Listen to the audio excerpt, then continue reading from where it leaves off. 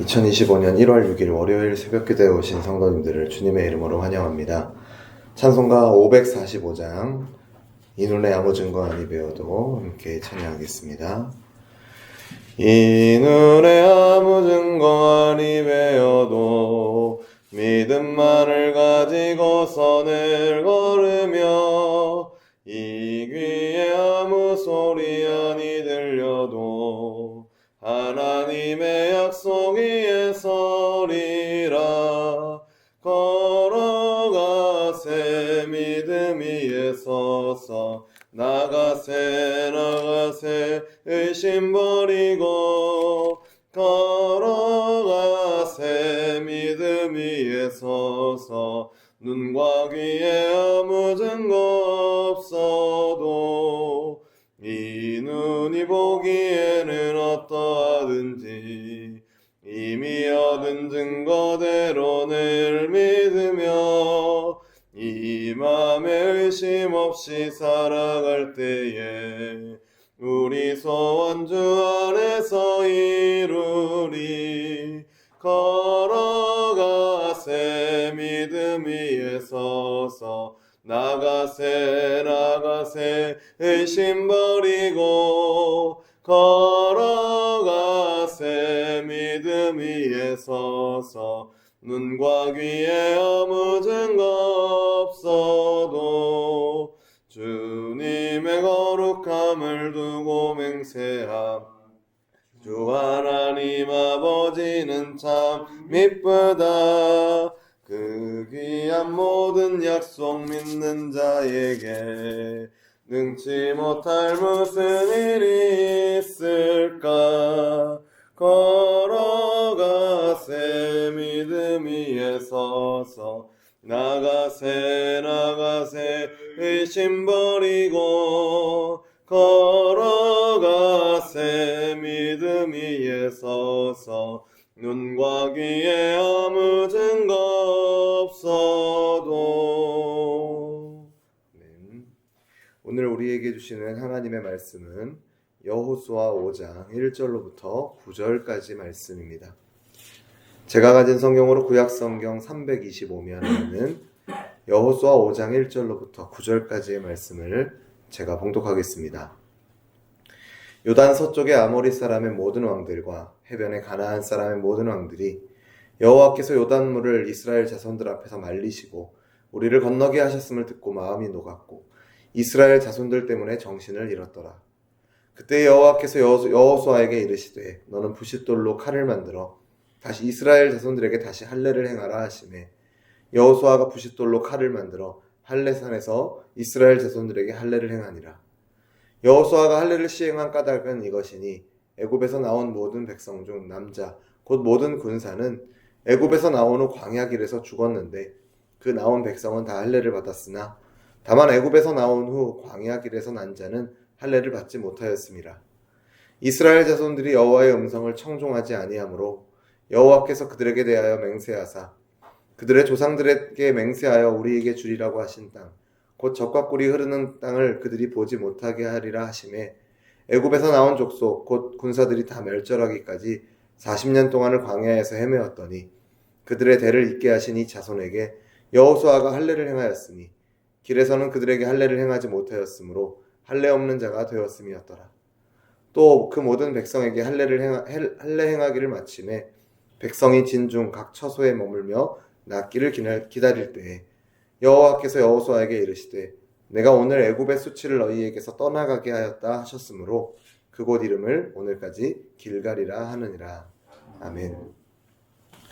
오늘 본문은 가나안 땅에 들어가기 직전 이스라엘 백성이 할례를 받는 중요한 장면을 기록하고 있습니다. 하나님께서는 이스라엘 백성에게 전쟁 준비가 아니라 먼저 할례를 행하라 라고 명령하고 계십니다.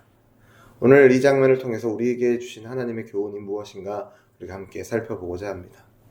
먼저 본문 1절을 보시면 이 요단강의 물이 말라서 이스라엘 백성이 건너갔다라는 소식을 들은 요단 서쪽의 아모리 사람의 모든 왕들과 해변의 가나안 사람의 모든 왕들이 두려움에 사로잡혔다 기록하고 있습니다. 앞선 2장에서도 라합이 이와 같은 이야기를 했죠. 그들의 마음이 녹았고 정신을 잃었다라는 이 말을 했는데 오늘 본문에서 이 표현이 다시 한번 반복되고 있습니다. 그리고 나서 2절 이후의 말씀을 보면 지금 서쪽 아모리 사람의 왕들과 가나안의 왕들이 두려움에 사로잡힌 가운데 하나님께서는 이 가나안을 정복을 앞두고 이스라엘 백성에게 할례를 명하십니다. 군사적으로 보면 매우 위험한 명령이죠. 왜냐하면 할례를 받은 남성들은 며칠간을 움직이기 어려워지는 상황이 되고 이것은 적군에게 위험에 노출되는 것을 의미하기 때문입니다. 그러나 하나님께서는 이 명령을 통해서 이스라엘 백성에게 중요한 메시지를 주고 계십니다. 그것은 바로 이 가나안 정복 전쟁의 승리는 이스라엘 백성의 힘과 전략에 있지 않고 하나님의 크심과 하나님의 능력에 달려 있다라는 것입니다. 이스라엘 백성이 해야 할 일은 그 크신 하나님을 드러내고 하나님께서 행하신 일을 세상에 증언하는 것이었습니다. 이것은 우리의 삶에서도 마찬가지입니다. 세상 속에서 우리의 존재 목적은, 우리 그리스도인 하나님의 백성의 존재 목적은 우리의 힘을 과시하고 우리의 세를 과시하는 것이 아니라 우리를 통해 하나님의 능력을 드러내는 데 있습니다. 자기들의 전력을 점검하고 무기를 갈고 닦는 것이 하나님의 능력을 드러내는 방법이 아니라 하나님은 아주 극적인 상황을 통해서 하나님의 능력을 드러내십니다. 이 백성의 능력을 도저히 드러낼 수 없는 상황을 만드심으로 하나님의 능력을 드러내시는 상황을 만드시는 것이죠. 마치 하나님께서 아브라함에게 아들을 주시는 장면과 비슷한 모습입니다. 그것은 바로 자기 백성에게 할례를 명령하심으로 이 가나안의 세력들 앞에서 가장 취약한 상태가 되는 것을 자초하라라는 명령이었습니다. 그리고 이 할례를 행하라는 명령은 그냥 육체적으로 약한 상태가 되라는 것 이상의 의미를 갖고 있었습니다. 왜냐하면 이 할례는 단순히 신체에 표식을 남기는 것 이상으로 하나님의 언약 백성이라는 정체성을 갖게 되는, 그 정체성을 새롭게 하는 의식이었기 때문입니다. 오늘 본문에서 꽤 긴 내용으로 설명하고 있는 것이 무엇입니까? 이 출애굽 세대가, 이 광야에서 태어난 세대가 할례를 받지 못했다라는 내용입니다. 그리고 그 할례를 받지 못했다라는 것은 하나님과의 언약이 단절된 것을 의미하기 때문입니다. 이제 광야에서의 시간이 끝나고 약속의 땅으로 들어가기 위해서 하나님께서는 무엇보다도 이 이스라엘 백성과의 관계를 바로 세우기를 원하셨던 것입니다. 사실 이 할례 자체는 애굽에서의 종살이와는 직결되는 것은 아니죠. 그러나 오늘 본문 9절을 보시면 내가 오늘 애굽의 수치를 너희에게서 떠나가게 하였다라고 하나님께서 말씀하십니다. 여기에서 애굽의 수치라는 것은 단순히 과거의 종살이만을 의미하는 것이 아닙니다. 그들이 그냥 애굽에서 고생하고 힘들었던 그 시간만을 가리키는 것이 아니고 이 출애굽과 관련해서 백성들이 오랜 시간 광야 생활을 해야 됐고 광야 생활 때문에 할례를 받지 못했기 때문에 이제 광야 생활을 마치고 가나안에 들어와서 할례를 행하는 것은 애굽과의 완전한 단절을 의미한다라는 것이죠. 그러니까 다시 한번 말하면 이 애굽의 수치를 떠나가게 하셨다라는 말씀은 광야 생활 동안 하나님과의 언약에서 멀어졌던 삶, 그러한 이스라엘 백성의 과거를 하나님께서 이제 단절시키시고 새로운 시작을 허락하시겠다라는 의미가 되는 것이죠. 오늘 이 장면은 우리에게도 큰 위로와 도전을 줍니다. 어제 이제 창세기 개관을 하면서도 말씀을 드렸습니다만 애굽을 떠나 가나안 땅까지 오는 이 이스라엘의 여정은 사실 불순종으로 가득 차 있다 해도 과언이 아닙니다. 하지만 하나님께서는 그들의 과거를 기억하지 않으시고 그 과거를 단절시키시고 새로운 시작을 허락하시는 것을 우리는 오늘 본문을 통해서 보게 됩니다. 그리고 그 하나님께서는 오늘 우리에게도 동일하게 우리의 과거를 기억하지 않으시고 새로운 은혜의 자리로 우리를 날마다 초대하고 계심을 기억하시길 바랍니다. 혹시 우리의 과거의 실수와 또 실패가 우리를 붙잡고 있다면 믿음으로 하나님 앞에 나아가시는 저와 여러분 되기를 주님의 이름으로 축원합니다. 왜냐하면 하나님께서는 우리의 모든 수치를 벗기시고 새로운 시작을 허락하시는 분이기 때문입니다. 오늘 본문에서 이스라엘 백성에게 승리가 하나님과의 바른 관계에서 비롯되었던 것처럼 오늘을 살아가는 우리 그리스도인들의 승리 역시도 마찬가지입니다. 하나님과의 바른 관계가 우리가 승리하는 삶을 살 수 있는 비결임을 기억하시는 저와 여러분 되기를 간절히 소원합니다. 이스라엘 백성은 위험을 감수하면서도 하나님의 명령에 순종했습니다. 이와 같이 오늘 우리도 하나님의 말씀을 우리의 삶의 기준으로 삼고 그 말씀에 순종하는 저와 여러분 되기를 간절히 바랍니다. 특별히 그 순종한 내용이 무엇입니까? 오직 하나님의 능력을 의지하는 것이었습니다. 이스라엘의 전쟁의 승리는 무기나 군사력에 달려있지 않았습니다. 오직 하나님의 약속과 하나님의 능력에 달려있음을 우리는 보게 됩니다. 우리의 인생에서도 마찬가지입니다.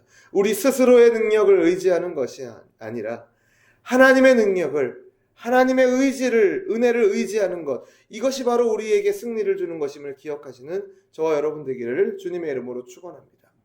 많은 사람들이 세상의 성공과 승리를 위해 앞만 보고 달려갑니다. 옆을 돌아볼 여유가 없다라고 말합니다.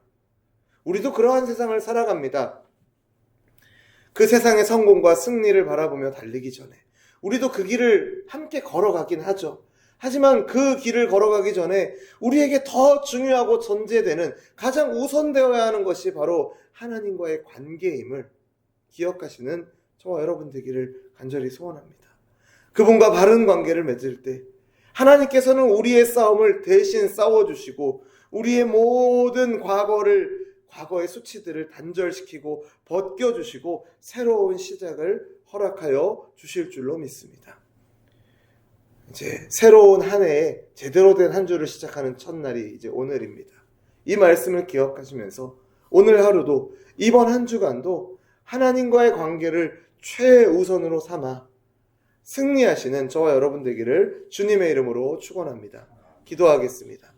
사랑과 은혜가 풍성하신 하나님 아버지, 오늘 이 말씀을 통해 우리가 하나님과의 바른 관계를 회복하고 유지하는 것이 얼마나 중요한지 깨닫게 하심을 감사드립니다.